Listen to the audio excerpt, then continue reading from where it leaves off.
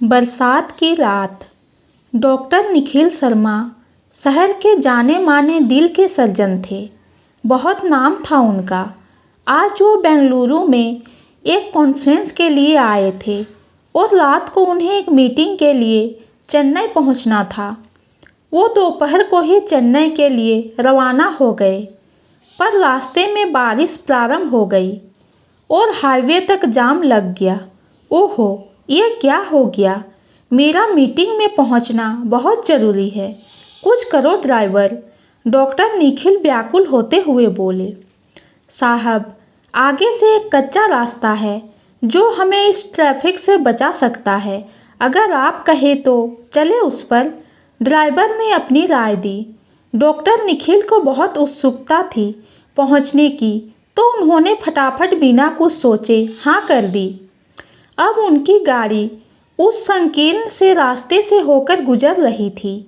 बारिश थी कि थमने का नाम ही नहीं ले रही थी। अचानक बारिश और तेज हो गई। ड्राइवर के लिए गाड़ी चलाना मुश्किल हो गया था। वो बार बार डॉक्टर निखिल से वहीं कहीं रुकने को कहता रहा, पर डॉक्टर निखिल मन बनाकर बैठे थे कि आज वह हर हालत में मीटिंग में पहुंचकर ही रहेंगे। तभी एक संकीर्ण से सुनसान रास्ते पर गाड़ी का टायर पंचर हो गया। अरे, ये क्या हो गया? डॉक्टर निखिल ने पूछा। साहब, मैं आपको बोल रहा था कि पीछे कहीं गांव में रुक जाते हैं, पर आप तो जिद पर अड़े थे। अब देख लो अंजाम, डॉक्टर ने थोड़ा चिढ़ते हुए कहा।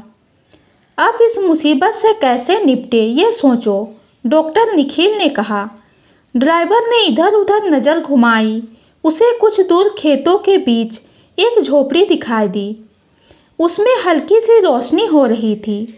वह उत्साहित होकर बोला, साहब, वह देखिए, कुछ दूर पर एक झोपड़ी है, वहाँ चलते हैं। डॉक्टर निखिल के पास और कोई चारा नहीं बचा था, इसलिए वो गाड़ी से उतरकर ड्राइवर के पीछे पीछे चल पड़ा। झोपड़ी के पास पहुँच वहाँ झांककर देखा तो दरवाज़ा खुला था। वह दोनों अंदर घुस गए। अंदर का नज़ारा हृदय को रुला देने वाला था। जगह जगह छत से पानी टपक रहा था, जिसके लिए जगह जगह मटके लगा रखे थे।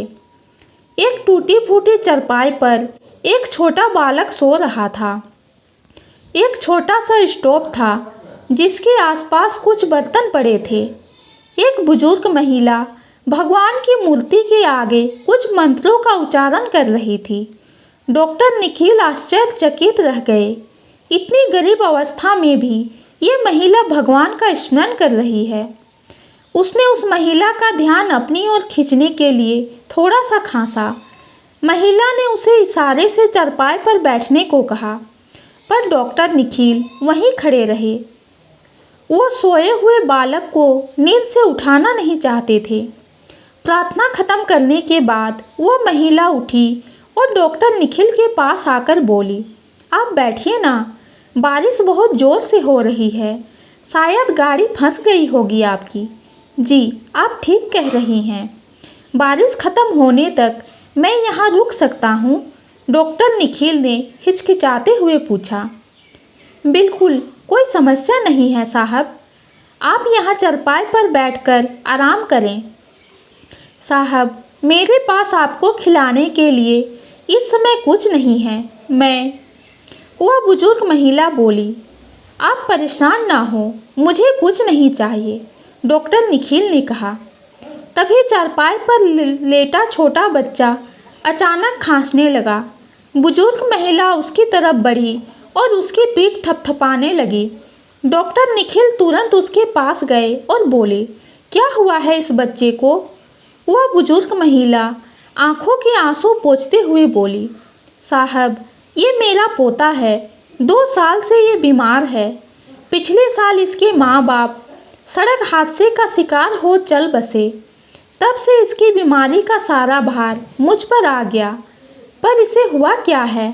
डॉक्टर निखिल ने पूछा। साहब, इसके दिल में छेद है और बड़े गांव के डॉक्टर ने इसे शहर ले जाकर इलाज कराने को कहा था। तो आप लेकर गई क्या इसे? डॉक्टर निखिल ने उसकी माली हालत देख आश्चर्य से पूछा, साहब कैसे ना जाती। अपनी माँ का कंगन जो मेरे पास उसकी आखिरी निशानी था, उसे बेच मैं इसे ले गई। पर वहाँ के डॉक्टर लोग बोले कि इसका इलाज केवल एक ही डॉक्टर कर सकता है, पर उसके लिए मुझे इसे लेकर दिल्ली जाना पड़ेगा और खर्चा भी बहुत बताया। अब साहब मैं कहाँ से लाती इतना पैसा। मैंने बहुत महीनों तक उन डॉक्टर बाबू को खत भी लिखे कि वो मेरे पोते का इलाज का कोई उपाय बताए, पर आज तक कोई जवाब नहीं मिला। कल ही अपनी तरफ से आखिरी खत डालकर आई हूँ। अब तो डाक टिकट भी खत्म हो गई और हिम्मत भी, पर रोज अपने आराध्य देव के आगे प्रार्थना करती हूँ कि कोई चमत्कार हो जाए और मेरा पोता बच जाए। वो बुजुर्ग महिला अपने देव की तरफ हाथ जोड़ते हुए बोली, क्या नाम है उस डॉक्टर का जो इसका इलाज कर सकता है? डॉक्टर निखिल ने पूछा। कोई निखिल, हाँ निखिल शर्मा है, वह बोली। डॉक्टर निखिल चौंक गए। उन्होंने मुस्कुराते हुए उस बच्चे के सिर पर हाथ फेरते हुए कहा, आज आपके आराध्य देव ने आपकी पुकार सुन ली अम्मा। मैं ही डॉक्टर निखिल शर्मा हूँ। वह बुजुर्ग महिला अपने कानों पर विश्वास नहीं कर पाई। खुशी के मारे उसकी आंखों से आंसू बह निकले। वह हाथ जोड़ती हुई अपने भगवान के चरणों में नतमस्तक हो गई और उनका शुक्रिया अदा करने लगी। फिर वह एकाएक मुड़ी और बोली, साहब पर मेरे पास इतने पैसे नहीं हैं। आप बिना पैसों के आप उसकी चिंता ना करें अम्मा।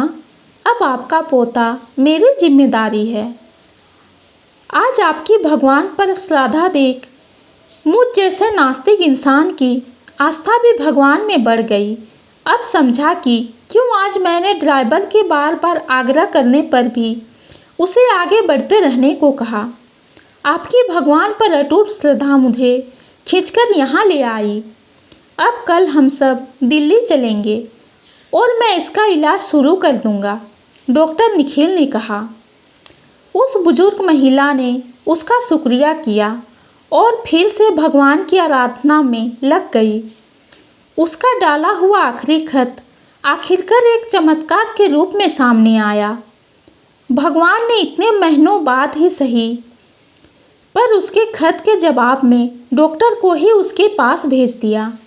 ये कहानी आपको कैसी लगी कमेंट में ज़रूर बताइए। कहानी पसंद आती है तो चैनल को लाइक और सब्सक्राइब कीजिए। कहानी सुनने के लिए आपका बहुत बहुत धन्यवाद।